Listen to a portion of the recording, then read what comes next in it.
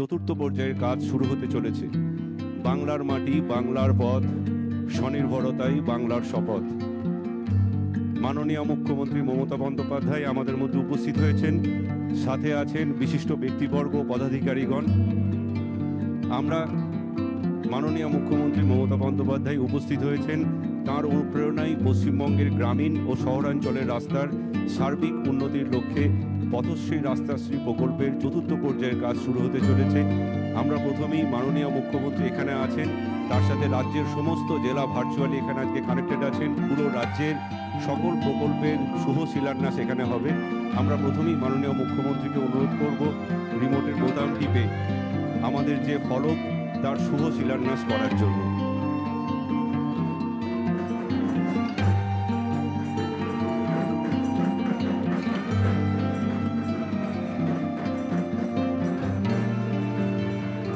এখন মাননীয়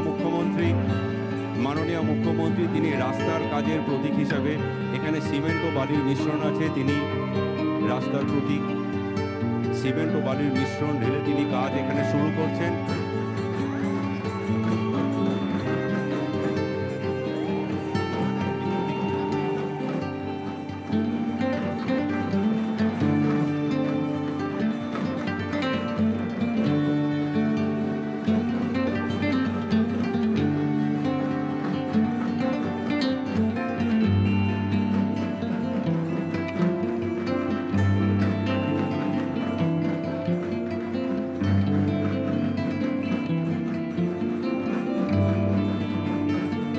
মাননীয় মুখ্যমন্ত্রী পথশ্রী রাস্তাশ্রী প্রকল্পের চতুর্থ পর্যায়ের কাজের শুভ সূচনা এবং শুভ শিলান্যাস তিনি এখান থেকে করলেন।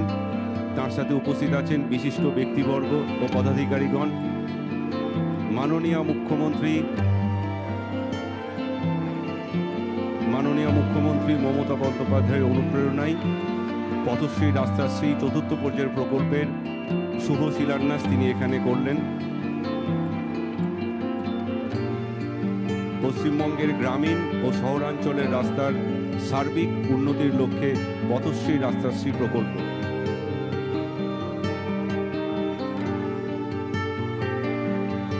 এখন মাননীয় মুখ্যমন্ত্রীর হাতে আমাদের জেলার বিভিন্ন প্রত্যন্ত অঞ্চলের কন্যাশ্রীর মেয়েরা, কৃষক, স্বনির্ভর গোষ্ঠীর দিদিরা যেখানে যেখানে রাস্তা করার ফলে তারা উপকৃত হয়েছেন, তারা মাননীয় মুখ্যমন্ত্রীকে ধন্যবাদ জানিয়ে চিঠি লিখেছেন। সেই চিঠির সংকলন একটি বই আমাদের মাননীয় মুখ্য সচিব তিনি মাননীয় মুখ্যমন্ত্রীর হাতে তুলে দেবেন। স্যার, আমাদের জেলার বিভিন্ন অঞ্চলে যে রাস্তা তৈরি হচ্ছে সেখানকার যারা উপভোক্তা তারা ধন্যবাদ জানিয়ে মাননীয় মুখ্যমন্ত্রীকে চিঠি লিখেছেন।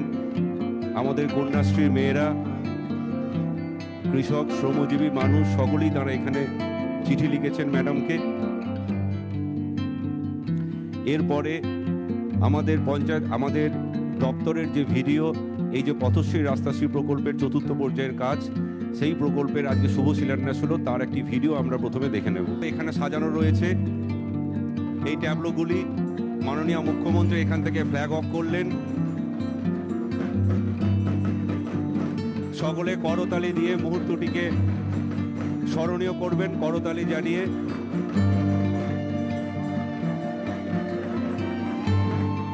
নদিয়া জেলার প্রত্যন্ত অঞ্চলে এই ট্যাবলো যাবে পথশ্রী রাস্তাশ্রী বাংলার বাড়ির প্রকল্পের বার্তা নিয়ে।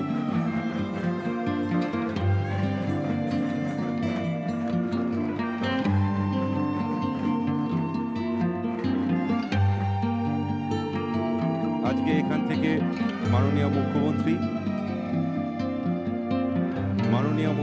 এখানে শুভ শিলান্যাস করলেন। তিনি এই প্রকল্প বিষয়ে বিস্তারিত তিনি পাশে যে জনসভা আছে সেখানে বলবেন।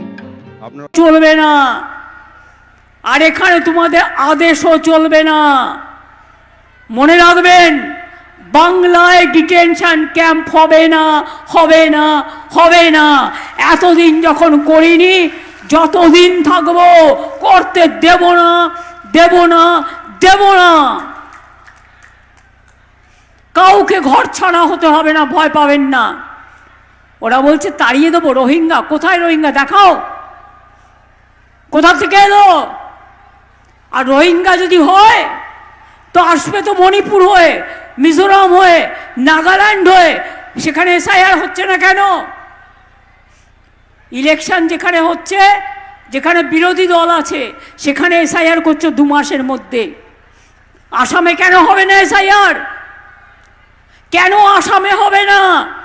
বিজেপির রাজ্য বলে আর এসআইআর এর নাম করে মা বোনেদের অধিকার কাড়বে। তারপরে নির্বাচনে দিল্লির পুলিশ নিয়ে এসে মা বোনেদের ভয় দেখাবে। কি মা বোনেরা, নাম কাটলে বাড়িতে সব জিনিসপত্র আছে তো, যেগুলো দিয়ে রান্না করেন? আছে তো? প্রাণে শক্তি আছে? নাম কাটলে ধরবেন তো? ছেড়ে দেবেন না তো? মেয়েরা সামনে লড়াই করবে আর ছেলেরা পেছনে থাকবে। আমি দেখতে চাই মা বোনদের শক্তি বড় না বিজেপির শক্তি বড়। আমরা দেখতে চাই, বাংলা দেখতে চাই।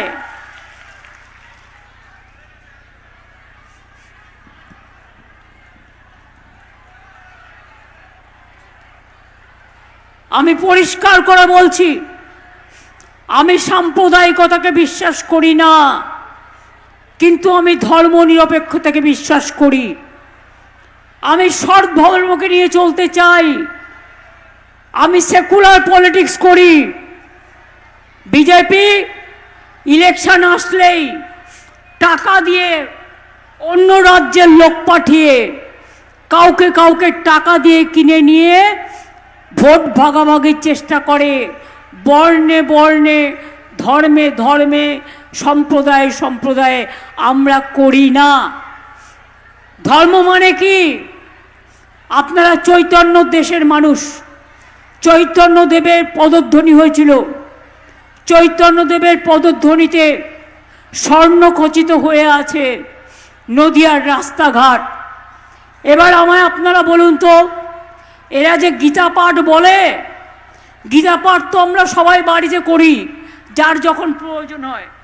তার জন্য পাবলিক মিটিং করার কি দরকার আছে? ঠাকুর দেবতা হৃদয়ে থাকে। যে আল্লাহর কাছে দোয়া মাঙে সে মনে মনে মাঙে। আর রমজানের সময় বা নামাজের সময় সবাই একসাথে যায়। যখন দুর্গা পুজো হয় সবাই একসাথে মিলেমিশে আমরা পুজো করি। কিন্তু বলুন তো, যারা গীতা গীতা করে চিৎকার করছে তাদের কাছে আমি একটা কথা জিজ্ঞেস করব। শ্রীকৃষ্ণের উপদেশে শ্রীকৃষ্ণ কি বলেছিলেন ধর্মের নামে? তিনি বলেছিলেন ধর্ম মানে হচ্ছে ধারণ করা। ধর্ম মানে